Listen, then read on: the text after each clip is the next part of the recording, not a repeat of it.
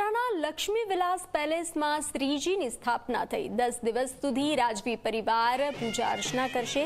શરણાઈના સુર સાથે ગણપતિનું આગમન થયું હતું। દરબાર હોલમાં ગણેશજીને વિરાજમાન કરવામાં આવ્યા। ગણપતિને હીરા જવેરાતના આભૂષણોથી શણગારવામાં આવ્યા। તો વર્ષોથી ચૌહાણ પરિવાર પેલેસના ગણેશને આવકારે છે, સ્થાપના કરે છે। સામાન્ય જનતા પેલેસના ગણપતિ દાદાના દર્શન પણ કરી શકશે।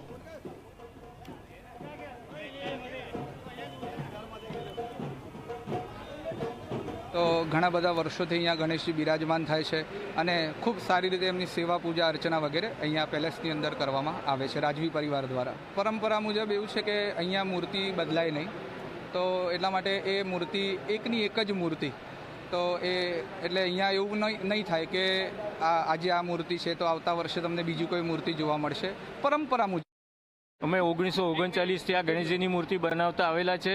અક્ષર તૃતીયાના દિવસે આ બાટલો આવી જાય છે અને અક્ષર તૃતીયાથી આ ગણેશજીની મૂર્તિ અમે બનાવતા શરૂઆત કરેલી છે। અને આવી રીતે આજે ગણેશ ઉત્સવ છે, ગણેશ ચતુર્થી છે અને ગણેશ ચતુર્થીના દિવસે આજે ચવાણના સ્ટુડિયોની અંદર આ મૂર્તિ આવી ગયેલી હતી। આ મૂર્તિ લેવા માટે પાલખી આવી ગઈ હતી અને સમયસર 10 વાગે ત્યાંથી વાસ્તે ગાસ્તે રાજમહેલ રોડ ઉપરથી વાસ્તે ગાસ્તે આવેલી છે અને રાજમહેલ રોડ ઉપરથી સીધા રાજમહેલની અંદર આજે લક્ષ્મી વિલાસ પેલેસની અંદર આજે મૂર્તિ મૂકવામાં આવી છે।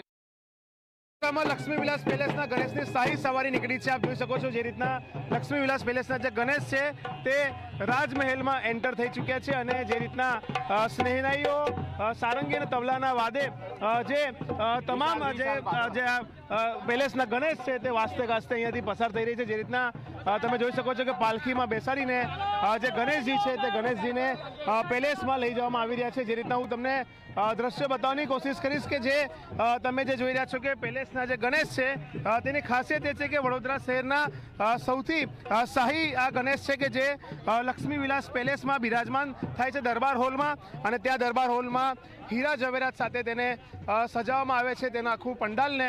અને જે રીતના તમે સામે પેલેસ જોઈ રહ્યા છો, આ જે લક્ષ્મી વિલાસ પેલેસ છે તે જ પેલેસમાં સતત વર્ષો પ્રમાણે જે આ પેલેસના ગણેશ છે તેમની સ્થાપના વડોદરાના મહારાજા અને મહારાણી અને તેમનો જે આખું રાજ પરિવાર છે તે રાજવી પરિવાર સ્થાપના કરતું હોય છે। અને આ મૂર્તિની ખાસિયત એ છે કે તેને ખાસ જે ભાવનગરથી મંગાવવામાં આવે છે તેની માટી અને કાશીના જે પંડિતો દ્વારા જે સૂચવવામાં આવી હતી તે પ્રકારની મૂર્તિ બનાવવામાં આવે છે। એક જ પરિવાર દ્વારા વર્ષોથી આ જે પ્રતિમા છે તે બનાવવામાં આવે છે। અને અહીંયા જે પેલેસના ગણેશ અહીંયા અંદર તમે જે જોઈ રહ્યા છો કે પેલેસમાં જઈ રહ્યા છે અને ખૂબ ભવ્યથી ભવ્ય દરબાર હોલ સજાવીને ત્યાં તેને બિરાજમાન કરવામાં આવે છે। કેમેરામેન મુકુંદ દવે સાથે રવિ અગ્રવાલ, ઝી મીડિયા, વડોદરા। વર્ષ 1939થી વડોદરાના પેલેસમાં રાજવી પરિવાર દ્વારા ગણેશજીની સ્થાપના કરવામાં આવે છે।